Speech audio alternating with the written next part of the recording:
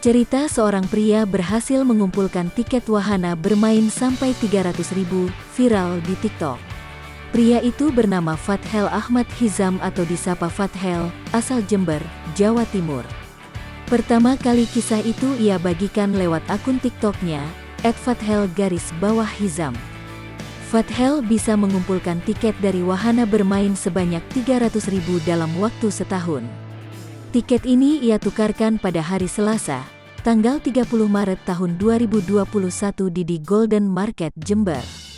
Kepada Tribun News, ia mengakui sempat alami kesulitan saat membawa tiket ini untuk ditukarkan. Butuh 2 koper dan 1 ransel untuk membawa 300.000 tiket ini. Menurutnya, supaya tak dicurigai satpam, koper perlu dibawa melalui lift barang. Sesampainya di sana, para petugas menyambut baik keinginan Fathel menukar tiket.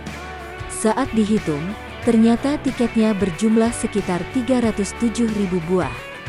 Total tiketnya ada sebanyak 307.000, yang 299.950 digiling untuk ditukar hadiah, jelas Fathel. Dari sejumlah tiket itu, Fathel menerima hadiah berupa handphone merek Samsung Galaxy A72, seri terbaru A.